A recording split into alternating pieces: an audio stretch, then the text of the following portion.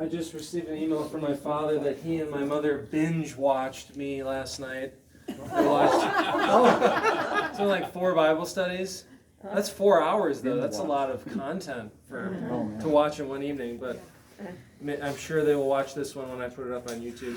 I also put up a book review yesterday on YouTube of a book I just finished that is seriously in my top life books now.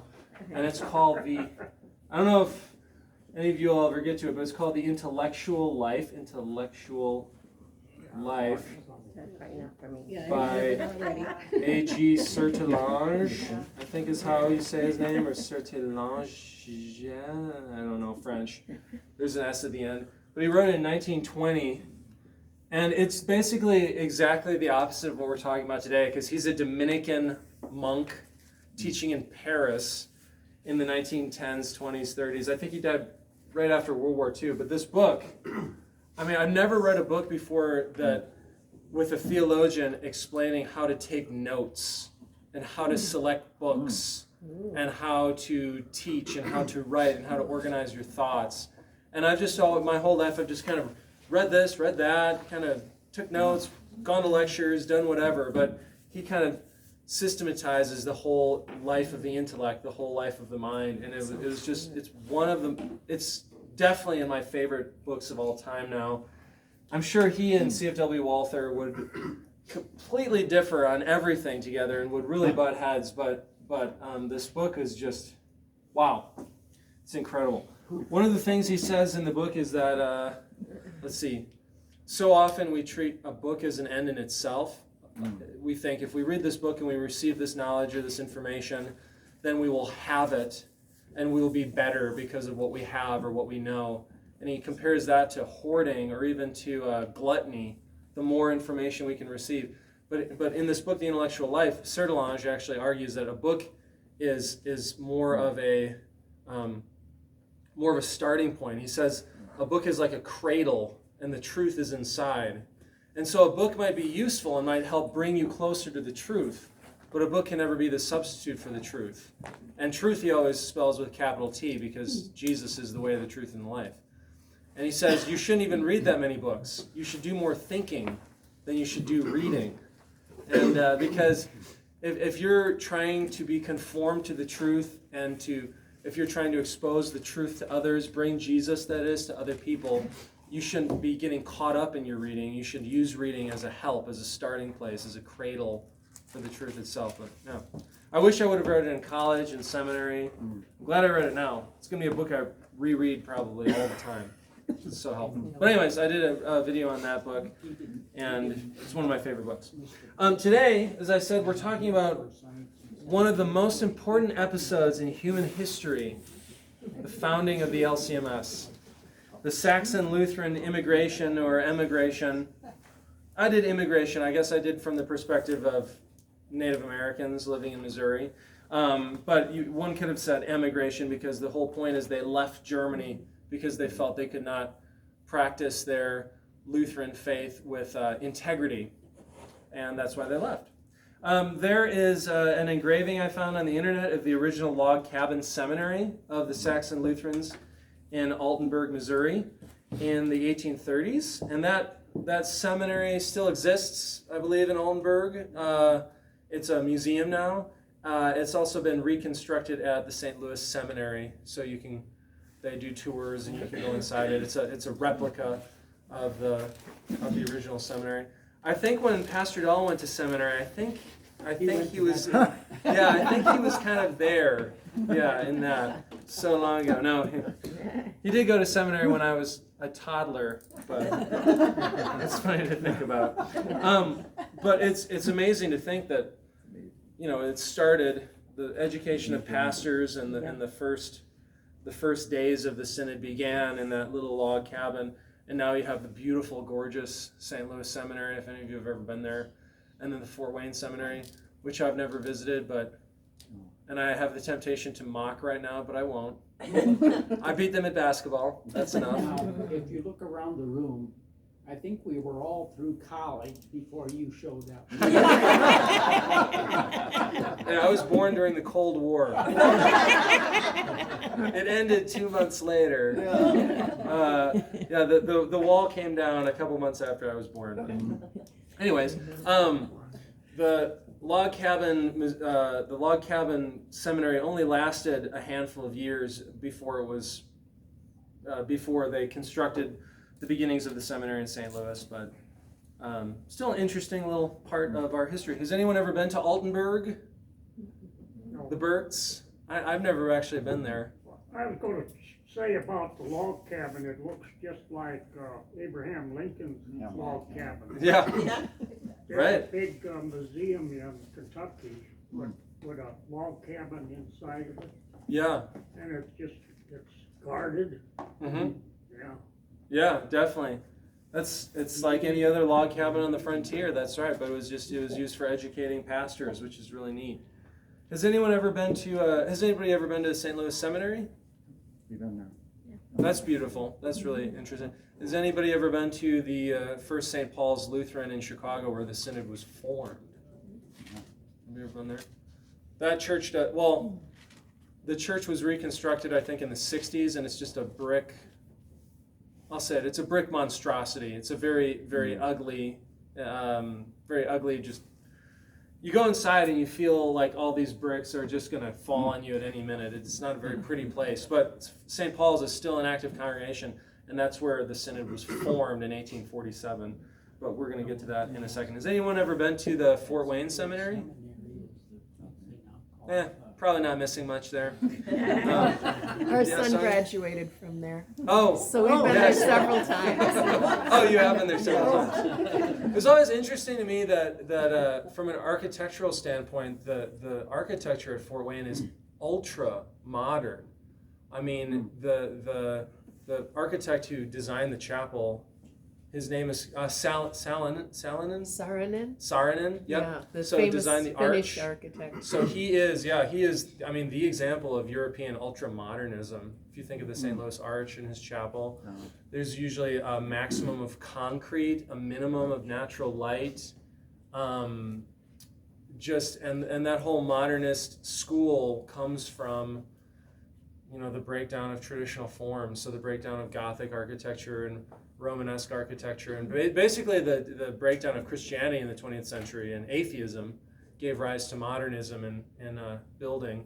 So it's weird to me that such a super conservative seminary would have such super progressive modernist architecture, and it just doesn't compute, and it doesn't really make sense to me. Pastor Ruish was the one that came from there. Oh, did he? Okay. Yeah. The architecture.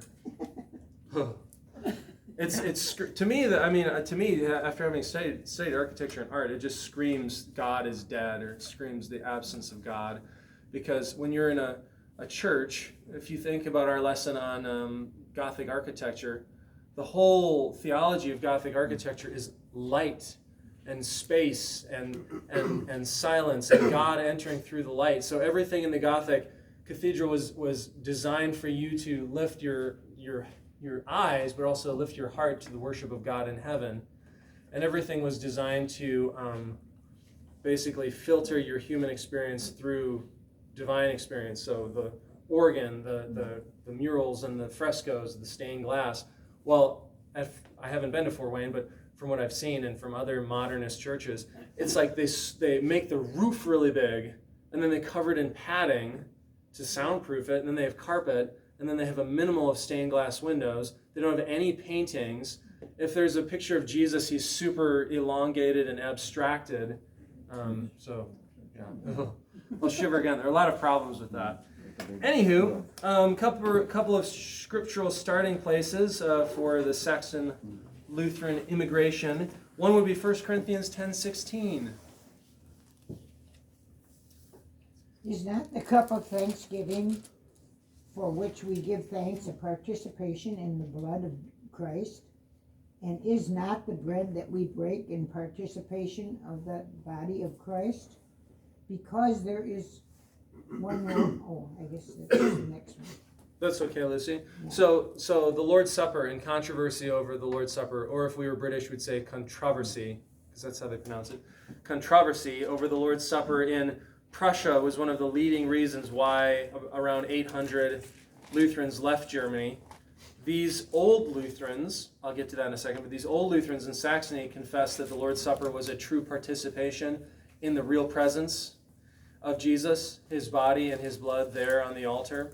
Reformed Calvinist doctrine declared that Jesus was present in heaven and that he was only present in a spiritual way on the altar. And so there was a massive controversy over the interpretation of the Lord's Supper. And many of these old Lutherans, people who held to Luther's teaching, the Reformation teaching on the real presence, refused to participate with Reformed ministers, or they refused to join in with this kind of watered-down doctrine. So some of them left, others stayed. We'll get to that in a little bit, but kind of teaching on the Lord's Supper is a very important starting place for understanding the why for the Lutheran Church Missouri Synod. And then let's go to two places in the pastoral epistles, 2 Timothy 4, 2 through 4. Preach the word, keep at it at the right time and the wrong time, correct, rebuke, encourage, being very patient and thorough in your teaching. A time will come when people will not listen to sound teaching, but craving to hear something different, will get more and more teachers whom they like. They will refuse to listen to the truth and will turn to fiction.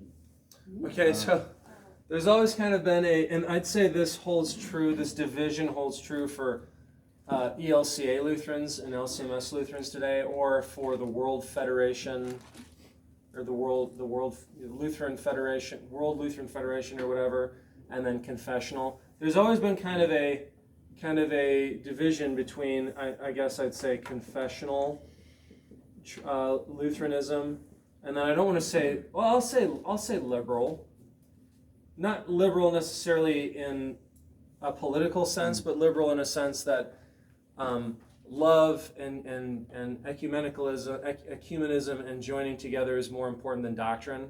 So kind of here, love trumps doctrine, love over doctrine.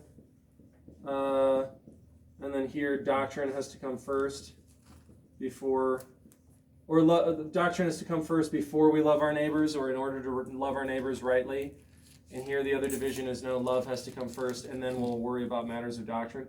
But this is just a very broad generalization here, but in Prussia in the early 19th century, the Lutherans around Dresden, including Stephan and then CFW Walther and others, saw that this was happening in the church body, that doctrinal differences were being covered up and brushed aside in the interest of love and harmony and cooperation between all these different congregations. But Walther and Stephan and the others believed that sound doctrine had to be emphasized and taught first, and if the doctrine was ever if the doctrine was ever ignored, that'll work. Not the word I was looking for. It's there somewhere floating around in my brain. But if the doctrine was ignored or covered up, then they would never be able to love rightly, because how can you love your congregation if you're settling for a definition of the Lord's Supper that you don't actually believe? If the Lord's Supper is truly the real presence of Christ, his true body and his true blood, then you have to say that. And if you don't say that, then no amount of love will, rescue you. So there's always kind of been this division, and you'd see this today. Maybe instead of love, I'd put maybe cooperation or harmony. Maybe, kind of the same sort of thing. Harmony, cooperation, love. Ecumenism. So ecumenical is from the word oikos, which means house.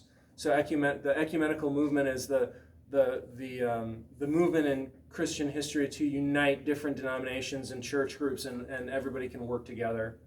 Oh, and when they got into this love first, we love this person, we love everybody, but then they also allowed them to get into, well, we also love what you do. No, right. And that became the big thing. Right. Instead of saying, we love you as a person because God made you, but we sure hate your sin that you're espousing. Mm-hmm. They got it all mixed in something. Right. We could almost, I can almost redo this and say, in I don't know, liberal or progressive church bodies, the gospel comes first and is before the law, and here the law comes first and is before the gospel. So, anyone can join our church body. You can be, gay, you can be whoever, and then later we'll teach you about social justice or something. And then here we'd say, no, you repent, the kingdom of God is at hand. You can join our church if you confess what we confess, and if you do, then you're welcome to the Lord's table. I don't know. That's kind of this is just a big generalization, but that's kind of what's happening in German Lutheranism, and then it happens in American Lutheranism. It's still happening today. You always have a confessional church body like the Lcms that has the rigorous rules and emphasis on doctrine, and then you have kind of a more loose, liberal, open, progressive, kind of unionistic church body, like the Prussian Union, which we're going to get to in a second, that embraces harmony and love and cooperation over the doctrine. Well, Paul kept reminding people, teach the word. Yeah. That was where it started, with teaching the word, and all the other things will fall in place. Yep.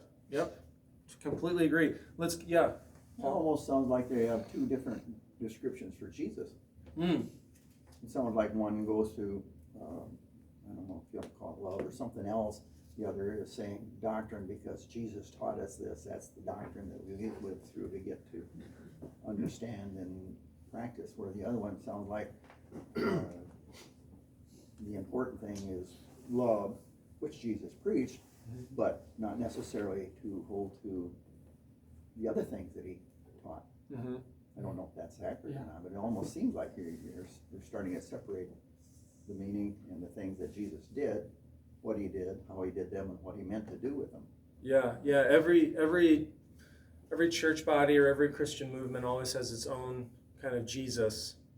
Jesus the reformer, Jesus the anarchist, Jesus the mystic, whoever it is. And so for the kind of progressive strands of Lutheranism, going back to the early Prussian days and to the Enlightenment, Jesus was seen as this unifying figure, even though he said, I came to bring the sword, right? Yeah, they talk about his love and everything, and they just omit his deriding of the priests and the Pharisees of his day and how he spoke against them. Mm-hmm.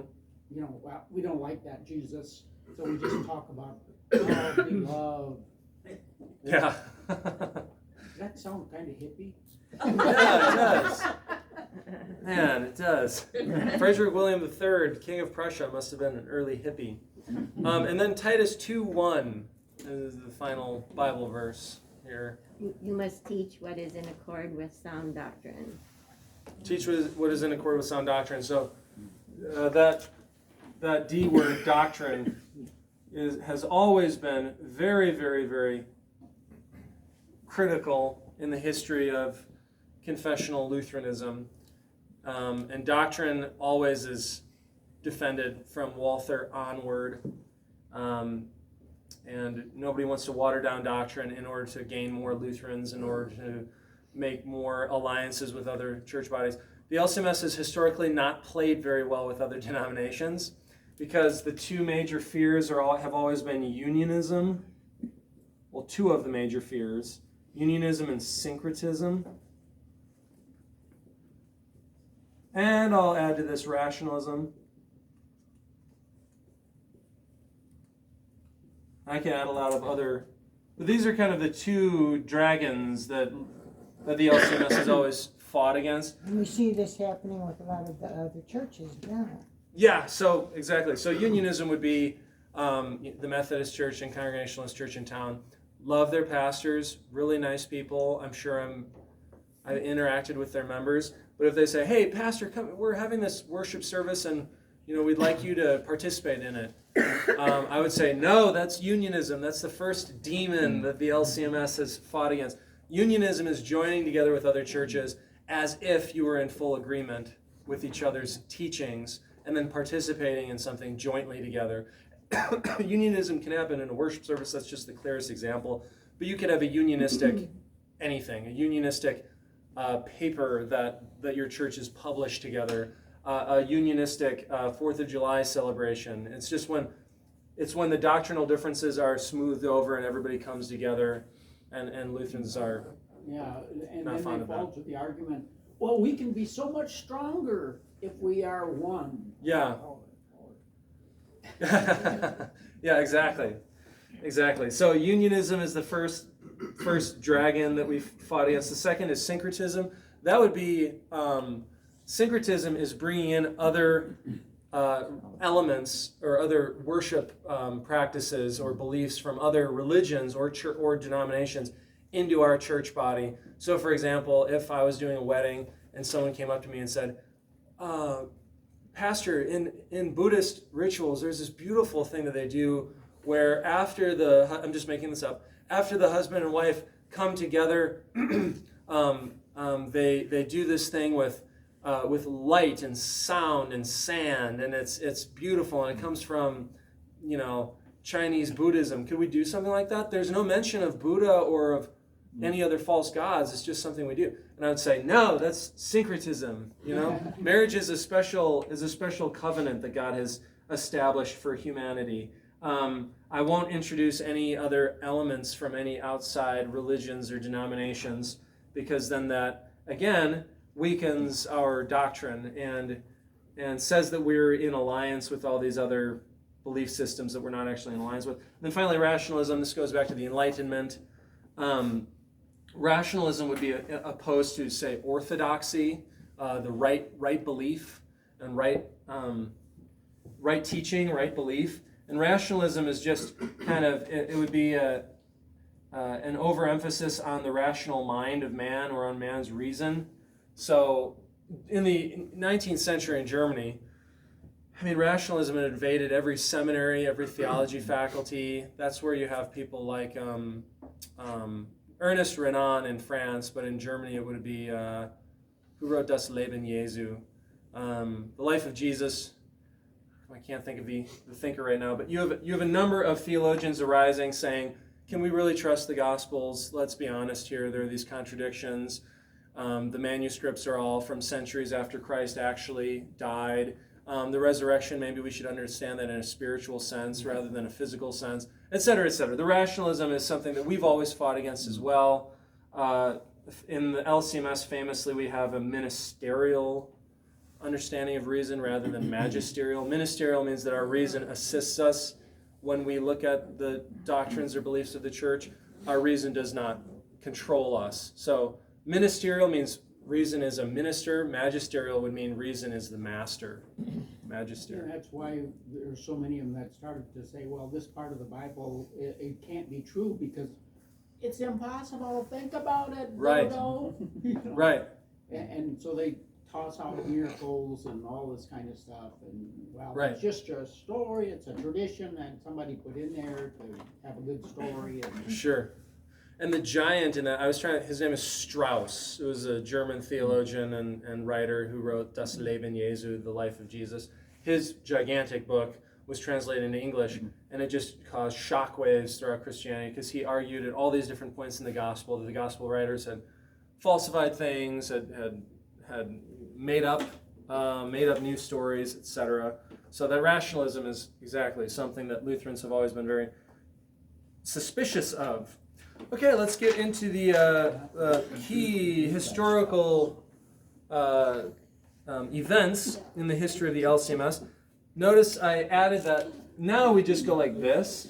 But if you look at materials from, I'd say, maybe the 60s and before, they always have a little dash in there. And then if you look at materials before the 1960s, you have, the Lutheran Church Missouri Synod has not always been the LCMS. It used to be, sure the Burks could fill us in, but the Synod of Ohio, Indiana, Wisconsin, and other German, it's changed a lot. Yeah, over the years. All these different states were added. Thankfully, we got rid of Ohio. What even happens there? But now it's just been simplified to the Lutheran Church Missouri Synod, which confuses a lot of other American Christians because why Missouri? What does that have to do with anything? But that's okay. We don't need them to understand us. We're just going to keep doing our own thing as we always have. 1817, after the Napoleonic Wars, marked the creation of the Prussian Union initiated by Frederick William III, Friedrich Wilhelm die Dritte, Kaiser of Prussia, King of Prussia. It united Reformed and Lutheran churches, and this was the catalyst basically for the emigration of the Lutherans from Saxony, the creation of the Lcms. This was a catalyst for a lot, because what you have in the Prussian Union is you have all of these. So in the wake of all these religious wars in the 19th century and the Napoleonic Wars, you have Calvinists from the Low Countries, France and Switzerland, emigrating into Germany, because in German lands, Calvinists could freely live and practice their faith and establish churches, especially in areas that are in Western Germany or Southern Germany, close to the Low Countries, Dutch-speaking areas, and close to Switzerland. And you have then a couple of high-ranking generals and other people, and I think Frederick Williams, I don't know, maybe his mom or his wife was Calvinist as well. So you have all these different church bodies that to a lay person apparently seem to believe, teach, and confess the same thing, right? The Pope is the Antichrist, the Word of God is inspired, faith alone, Scripture alone, Christ alone, grace alone. You have all basically these church bodies in full agreement on 99% of the major issues. When it comes to minutia, not minutia to us, but the real presence of Christ at the Lord's Supper and the salvific effects of baptism, that's where Calvinists and Lutherans would differ. But in Frederick William III's eyes, those are not very important. So he established this union of churches. All these church bodies joined together, and then there was kind of a board of directors for them, something like 10 princes or theologians or others who are like like the board of presidents for the Lcms or something, making all these big decisions. And this Prussian Union basically exists today still as the Union Evangelischer Kirchen, the Union of Evangelical Churches, or UEK, and that exists to this day. And it's essentially the state church. So the state church in Germany is not confessional Lutheran. They ordain, gay people and women as pastors, and they have a doctrine that is more pan-Protestant than it would be specifically Lutheran. And then also in the German church today, you have all these little splinter groups and little. Yeah. The beginning of Lutheranism was Catholicism, and it's got to be the major religion of that time, even as you're explaining and going through it. How did were both denominations, or both the two that are going to now separate, they were in agreement of what was wrong with the Catholic Church? Yes, definitely. So Calvinism is traced back to Jean Calvin of Geneva, a French-Swiss reformer, who was in substantial agreement with Luther on a lot of things. The Word of God, salvation by grace through faith alone. I mean, just those two alone would be enough to bring people into agreement and bring them into alliance. But because of ethnic differences, Swiss, Dutch, German, you still have all these kind of different congregations. And it's in 1817, after the Napoleonic Wars, Germany has power again, and Frederick William III is kind of this Enlightenment king, and he joins the churches together, and a lot of them did not want to join, but a lot of them were fine with it.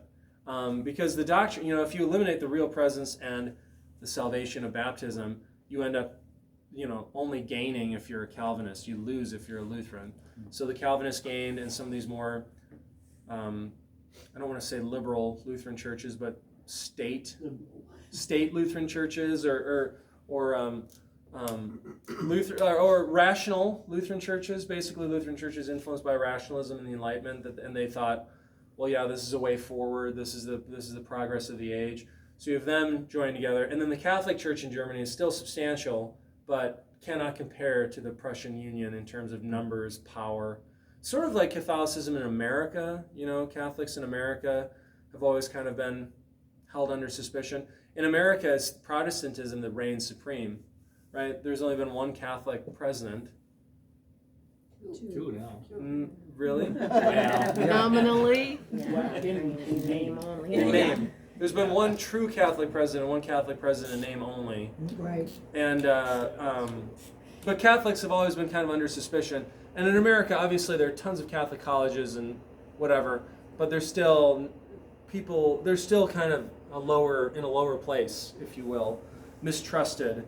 And that's kind of how it was in Germany, too, and was for a long time. So you have the UEK today, which traces its history back to the 1817 Prussian Union. The Union introduced sweeping liturgical reforms and new formulations for baptism and communion that were unacceptable for many Lutherans. In 1835, by 1835, a schism had begun to form between the Prussian Union and the Old Lutherans. Any of you have a mug that says Old Lutheran on it? Nobody has one of those? I've seen that a bunch of times. Just a mug that says Old Lutheran on it. I don't know. I can't think. I don't know if my dad had that, but I've seen that. That's a common thing for LCMS men to have, Old Lutheran mug. But the Old Lutherans, die alte Lutheranische, Lutheranes, they split away from the Prussian Union because they did not agree with their teaching on baptism and the Lord's Supper and all the other reforms and mandates that they were expected to follow. And at first they were persecuted for it. So many old Lutheran pastors were removed from their positions and even imprisoned or fined for their refusal to comply with the new union mandates. So they experienced persecution. Later, like by the 1840s, I think the old Lutherans were allowed to exist, and then they formed a confessional Lutheran church body in Germany that still basically exists to this day, in one form or another, after other splits and additions and things like that. November of 1838 is the big date. It was then that Bishop Martin Stephan and between 600 to 800 Lutherans left the Kingdom of Saxony for America. So Bishop Stephan did not begin the journey as a bishop, but he ended the journey as a bishop because his pastors on his boat elected him bishop as they had New Orleans in sight in the Gulf of Mexico. And Stephan was we'll get to him, but he was a very influential, powerful pastor in Dresden. So Dresden is the big city, right, in Saxony, one of the big cities. And he had a large parish, and many, many people followed him. He was well educated and a dynamic preacher. And also in 1838, this is interesting, Pastor August Kavel leaves Saxony and arrives in Australia with old Lutherans from Saxony, founding the Lutheran Church of Australia, the LCA. In 1841, there's a second wave led by Pastor Gotthard Fritzsche. So you have old Lutherans arriving in Australia and America at the same time, which is really interesting. It's really cool. And the Lutheran Church in Australia today has maybe like 30,000 members, something like that, between 20 and 30,000 members. Far more Lutherans than there are in, far more confessional Lutherans than there are in France or England, And Australia is a very new place, new world, old world, something. The Saxons then reached New Orleans between December 31st, 1838 and January 20th, 1839, but they famously lost one ship, the Amalia, at sea, so one of the ships. And I forget the story about that. On that Amalia, there was maybe an organ, or they brought something else. Does Jerry know anything about that? No, the Amalia that was lost at sea. Well, I mean, it's sad. They lost a ship at sea, and 100 people died on the ship, and they were never heard from again. After they arrived in New Orleans, most of them left immediately and headed up the Mississippi to settle in and around Perry County, Missouri. That'd be Altenborg, Missouri, which just means, Alton is old, so Old City, Missouri, and then also St. Louis. So that's really the epicenter of Saxon Lutheranism in America, those two places in Missouri. And I said this at the beginning, but in 1847 you have the founding of the LCMS. 12 pastors, doesn't sound like very many, but 12 pastors representing 14 German Lutheran congregations met at St. Paul's, Chicago on April 26, 1847, and founded the German Evangelical Lutheran Synod of Missouri, Ohio, and other states. That's the LCMS. Walther was its first president, and the synod was essentially made up of the Saxon immigrants several Winican congregations, and those sent by lay. And I'm going to get to all those people right now because we're going to talk about major personages in German American Lutheranism. Now, Lutherans first came to America in the 17th century, early 17th century, and there was a Lutheran congregation in Boston and a bunch of them in Pennsylvania, New York City. Well, didn't the first Missouri Synod settlement, wasn't it more like the Amish and the Hutterites? It was a commune? Yeah, so right, the Amish and the Pennsylvania Deutsch, right? So Lutherans came to America 200 years before. Isn't that crazy to think? 2 centuries before the Saxons came, there were already Lutherans in America, but they had come to America for other reasons, essentially missionary reasons. So Germans were emigrating to the United States from poor coal mining areas in Germany, and they came to the New World and settled in New York City and other places. And then the word traveled back to the Old World that there are 5,000 Lutheran. There are 5,000 Germans in New York City, and they're all Lutherans, but they have one pastor. We need more pastors to come over here. So you have Henry Melchior Muhlenberg, who's he's the father of American Lutheranism. I think, did we talk about him last time? Maybe. But Muhlenberg I think he died around the time of the Revolutionary War, or shortly after. But Henry Melchior Muhlenberg was a pastor of a massive German Lutheran congregation on the East Coast and founded all these other, I think they founded Gettysburg Lutheran Seminary and all these other places. So you have Lutheranism thriving, but those Lutherans would have probably been in agreement with the Prussian Union, or they were, and they came over to America not for religious reasons like the Saxons, but for economic, personal reasons, whatever else. Let's talk about some of the key people now. We have CFW himself. I forgot to bring any of my books down with me, but I've got a stack of CFW Walther books. Yeah, I guess that doesn't really matter. I've read maybe 2 of his books. They were both pretty interesting. He lived 1811 to 1877. He was a pastor, theologian, founder of Concordia Seminary, first president of the Lcms, and the smoker of gigantic pipes.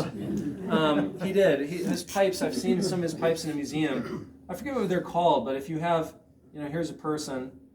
Walther's pipes rested on the floor. So that's an old German pipe. I don't know what kind those are called, but they rested on the floor. It was the mountain people in Germany that was their style of pipe. Yeah, it seems to me that too. Like it's a Bavarian style, maybe a South German thing to have gigantic. I don't think they were 6 feet tall. I think you would sit in a chair and rest on the floor. But he was famously a pipe smoker. And then my dad has a pipe that is it just the stem? I think it's just.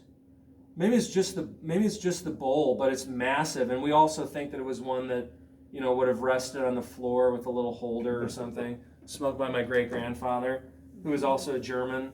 So those Germans and their gigantic pipes.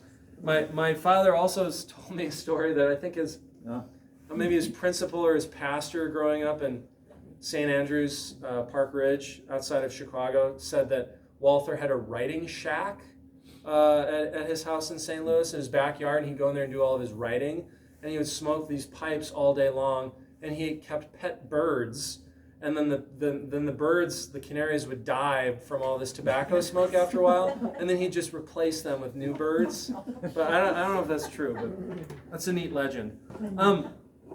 While suffering from a lung disease at the University of Leipzig, Walther read all of Luther's works, famously. This is kind of a famous moment in his life, which was to prove enormously influential to him. So Walther's a young man studying at the University of Leipzig, reading philosophy and theology and law, and he has this crippling lung disease. He's about to die, and when he's a convalescent for 6 months, he reads all of Martin Luther. So if you were to read all of Martin Luther, that would probably be pretty influential on your thought, your preaching, your faith, your belief. He was ordained in 1837 at the age of, 26? And then he served at a parish and school in the town of Braunsdorf in Saxony, so just a small-ish town.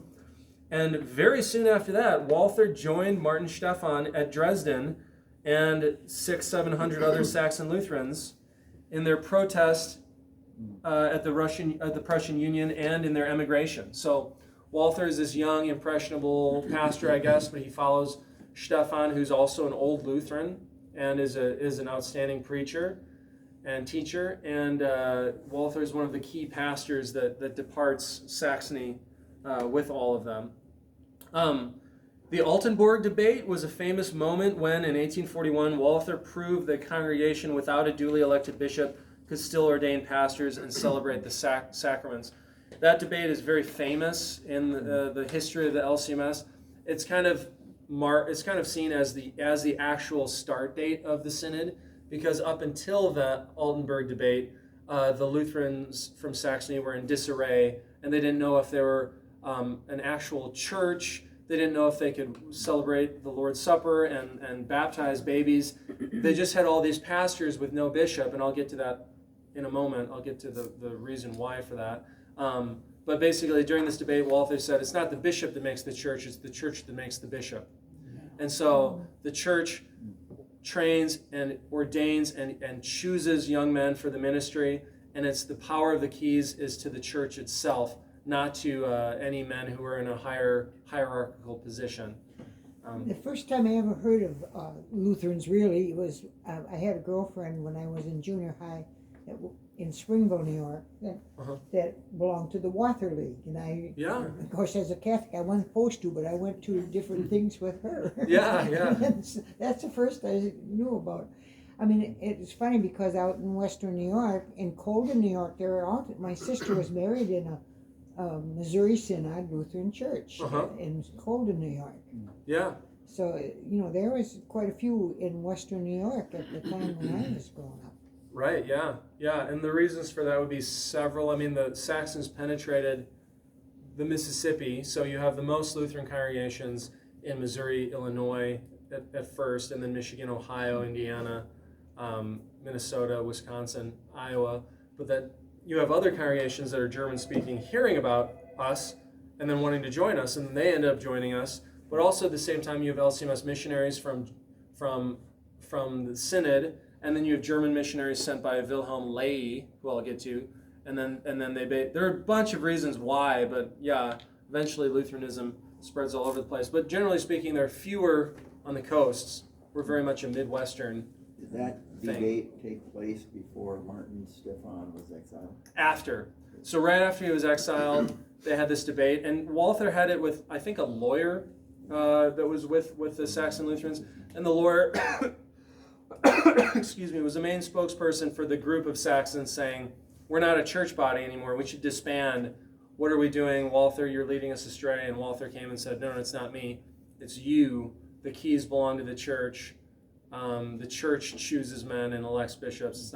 It's not the bishops that make the church, essentially. And wasn't part of that whole concern is because they were not getting other leaders from the old country, Right, yeah. to herd them or Yes. be bishop or leadership over Yeah. them. So some were saying we should either disband, and then others were saying, well, we have to wait until another bishop comes, an old Lutheran bishop comes and joins up with us. And Walther said, no, there's no need for that. And that thing led to the autonomy of the congregation. And Yes. that's been kept in our church forever. Yeah. Whereas like the Catholic, all their stuff comes from this guy up here Right. all the way down, and they don't really have a whole lot to say of what Right. goes on up there. The congregation calls her pastor. It's not the pastor that applies or chooses or is sent to a congregation. You call. So if you wanted to call another associate pastor, you could just do it, right? You just issue a call and do it, because it's the keys are with you, not with me. Is that unique to the Missouri Synod? Sort of. I'd say in this way or in this stripe, yes, it is, because we still have they're kind of more congregation. There are churches that are even more congregationalist than we are, but they tend to not have the same hierarchy of training that we have and seminary education. And we also have bishops. They're called district presidents, but they're bishops. So Congregationalist church will just say, Jim, why don't you preach this morning or whatever, or we've elected this child to be our pastor because he's on fire with the Holy Spirit or something. And then, Presbyterians, I'm not really sure how evangelical free churches work. That might be kind of similar to Lutheranism, but certainly the fact that we're neither completely hierarchical nor are we completely congregational, we're in between there. I'd say that is unique. Wisconsin Synod operates much like the Lutheran Church Missouri Synod. Yeah, I think so. Yeah, Jerry? Yeah, I've got to take her up to Martin Luther to teach in a few minutes. Can I just share that? Yeah, please do, Jerry.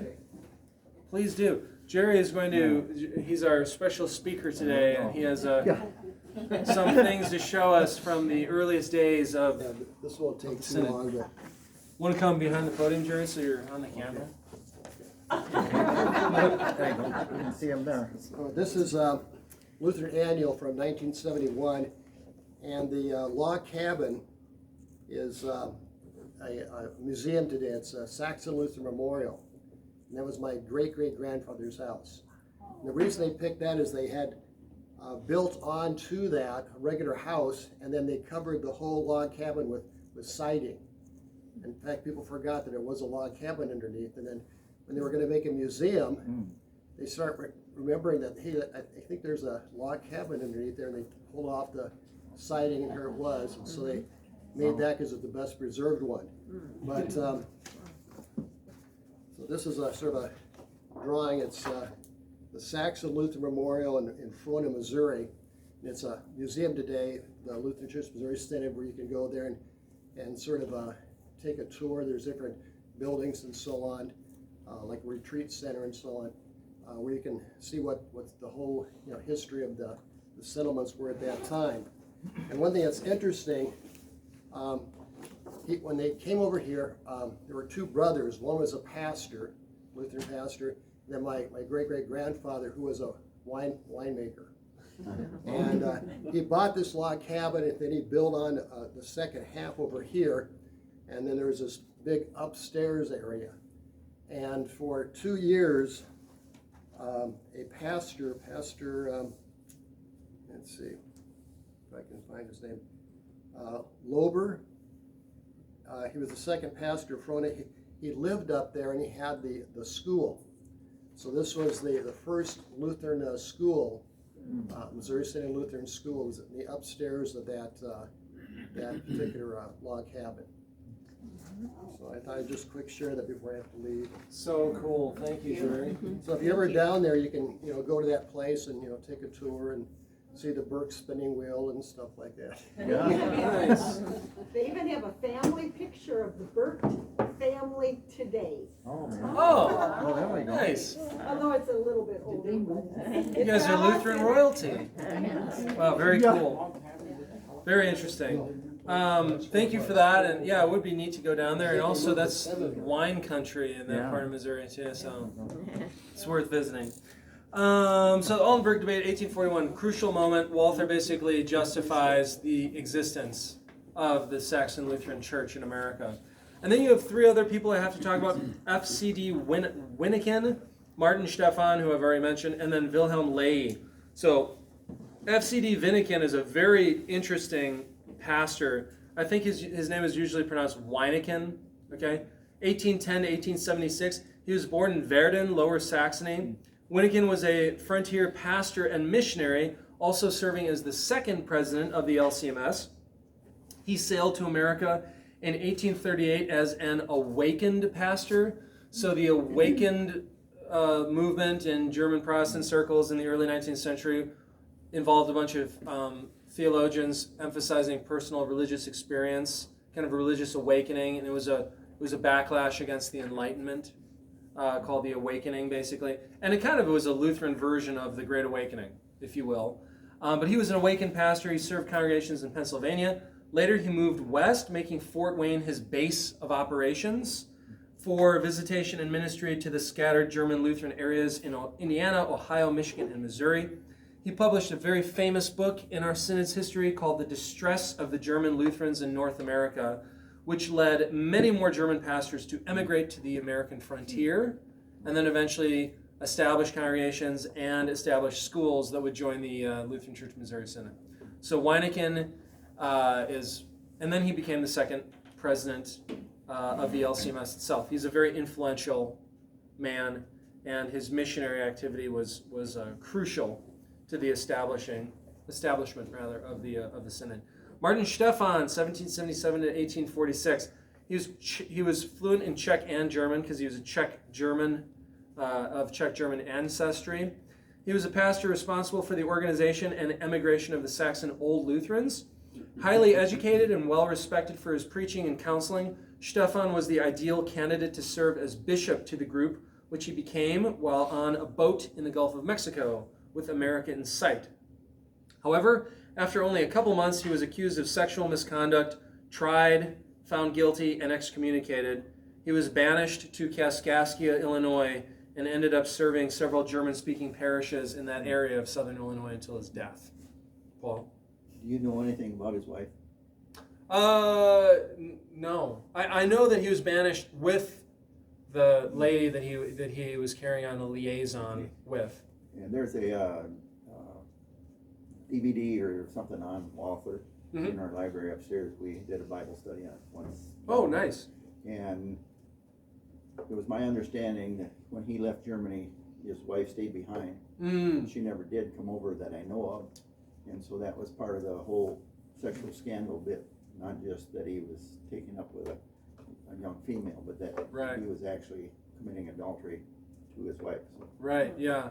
And there were accusations actually in Germany too. So before he ever left, there were some rumblings and rumors that he was committing adultery.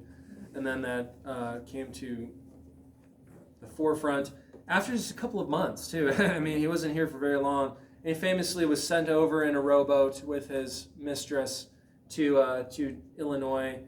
I don't know, the Illinois was seen as a terrible place by these early Lutherans. It was.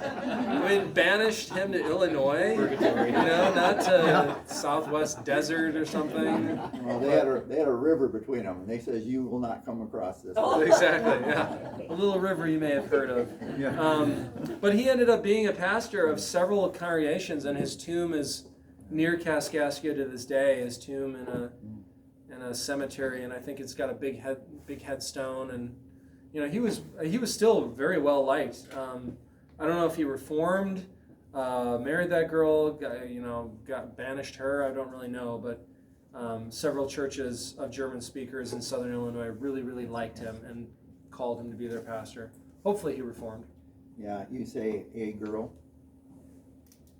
Is there any documentary or documents that you know of that would suggest there was more than one? More than one? Yeah. Famously, I think he was just accused of the one, but most likely there were several. But I think it was his housekeeper. Yeah. Well, in this documentary, it led you to believe that there were several. Oh, yeah. And that's why I just kind of... Yeah. It's too bad. Wilhelm Leahy, 1808 to 1872. He's a very interesting man. He was a pastor active in Neuendettelsau, Bavaria. He never came to America. But under his tutelage and leadership, hundreds of pastors, deaconesses, and missionaries were trained and sent to North America, Brazil, New Guinea, and the Ukraine. Leahy ended up personally sending 80 German pastors that he had personally trained, pastors and theologians, to the United States to establish and serve congregations, particularly in the Midwest. It was also through Leahy that Concordia Theological Seminary, Fort Wayne, was founded. So Leahy he was an old Lutheran. He never joined the LCMS. He sent pastors to America and basically found a natural ally in Walther and the Lutheran Church Missouri Synod, and supplied them with many pastors at a time when there were very few pastors being trained. Walther said of Leahy, "Next to God, it is Pastor Leahy to whom our synod is indebted for its happy beginning and rapid growth in which it rejoices. It may well honor him as its spiritual father. It would fill the pages of an entire book to recount even briefly what for many years this man, with tireless zeal in the noblest unselfish spirit, has done for our Lutheran Church and our Synod in particular. So Wilhelm Leib, high praises from CFW for Wilhelm Leib. And Wilhelm Leib wrote several books too on mission and on pastoral ministry. He's just a very interesting, tireless pastor, full of zeal. Very cool. And then I have I've never done this, but I've recommended reading at the bottom. The famous book on the origin of the LCMS is called Zion on the Mississippi. Maybe some of you have seen that. These are all published by Concordia Publishing House, but Zion on the Mississippi is a crucial book for the early years, and that'll fill you in completely on Martin Stephan and the scandal and everything else, and on the Altenborg Debate. 2 books by Concordia Publishing House, one edited by Karl Meyer and one by August Sulflo. Moving Frontiers and Heritage in Motion. Those are documentary histories of the LCMS.